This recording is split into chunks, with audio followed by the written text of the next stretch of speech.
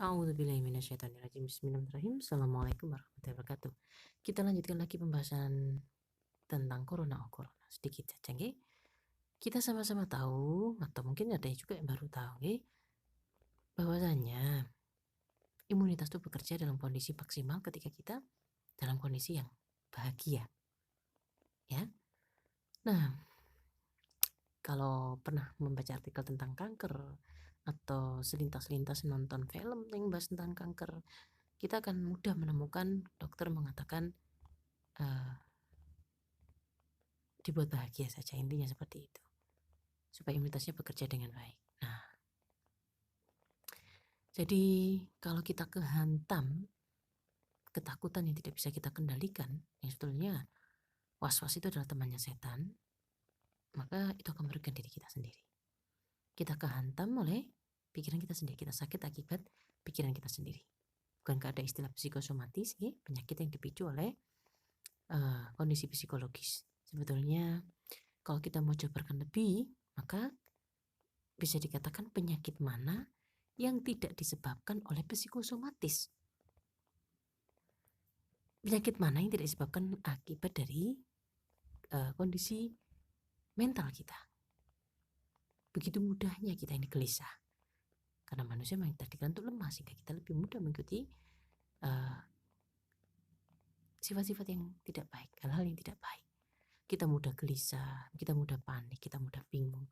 Waduh, ki suara rek wae bayar duit kuliah dapat dari mana ini? Kita bingung. Karena bingung, ujuk-ujuk tidak mohon petunjuk kepada Allah, ngajukan utang ke bank, ngajukan kredit ke sana, ngajukan utang ke sana. Akhirnya yang terjadi masalah, ditolak sama teman, kita sedih, kita sakit hati, ini bertengkar, atau ini kita terikat dengan hutang yang memberatkan diri kita sendiri untuk membayar dan sebagainya. Karena itu tergesa-gesa memang betul-betul temannya setan. Jadi penting sekali untuk kita mampu mengontrol pikiran kita.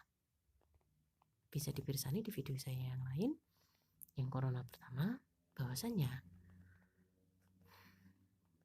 cara mensikapi terbaik adalah menjadikan ini sebagai kebaikan yang datangkan Allah untuk kita berintrospeksi diri. Dimulai dari yakin bahwasanya Allah Maha Adil, semua akan kembali pada kita. Jadi kalau kita menginginkan balasan yang baik, maka mari kita pertimbangkan dengan baik. Kalau kita terus was-was, mari kita ingat, apakah hidup itu bisa sempurna? Ketika kita bicara tentang sterilisasi, ruang sesteril apapun, bisakah di 100% steril?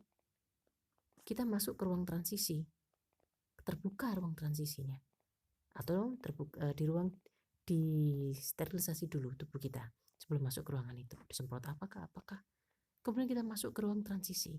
Di ruang transisi ini bukannya tetap akan bisa masuk yang dari depan tadi, mau diapakan? Karena ini sudah pintu pertama, kita disemprot, kita ganti baju yang khusus mungkin, kemudian kita masuk lagi ke ruang berikutnya, kedua, bukannya yang terbuka, bukannya itu juga bisa ikut ke dalam.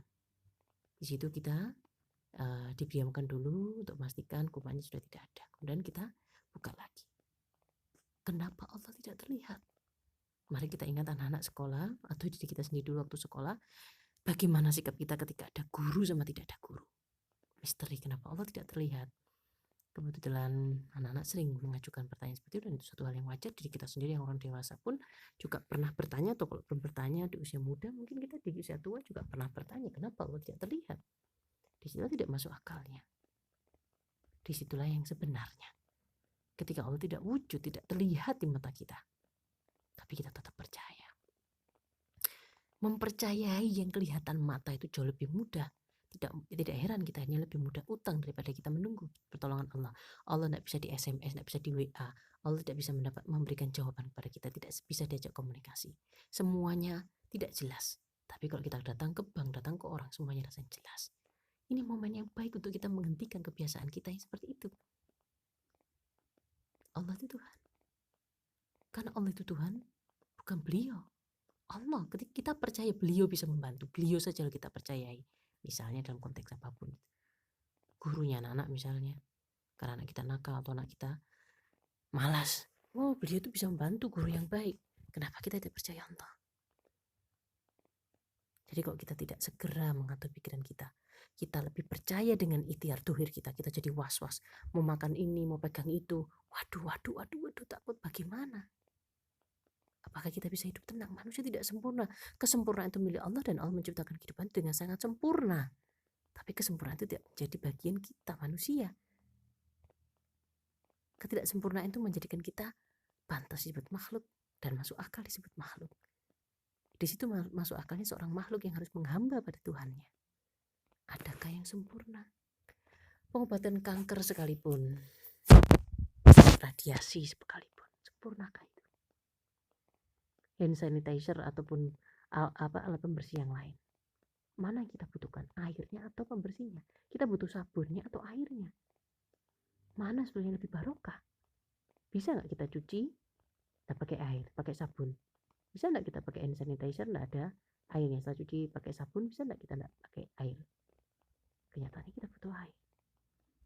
Apa yang diciptakan Allah jauh lebih dominan daripada yang diciptakan manusia. Saatnya kita kembali percaya kepada Allah.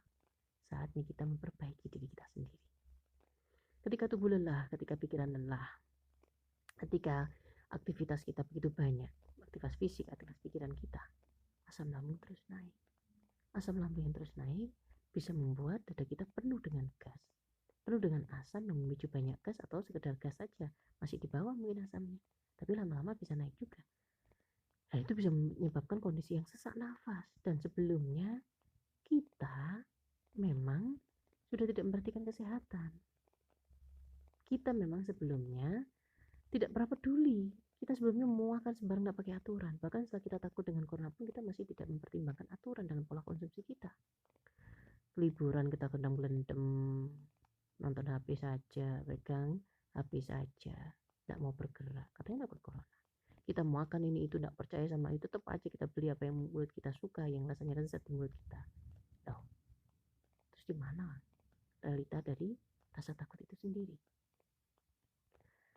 Nah, ketika asam lambung terus naik, was-was, sambil kita terus makan, dipicu dari asam lambung, was-was itu sendiri asam lambung naik, dipicu dari makanan kita sudah tidak karuan, dan sebelumnya kita memang sudah dengan pola konsumsi yang tidak karuan tadi, yang tidak berbasis pada prinsipnya tidak berbasis pada prinsip kebaikan, tidak percaya ada makanan baik dan buruk, pokoknya kamu suka, kamu pikiranmu tenang, makan saja, menyenangkan kamu.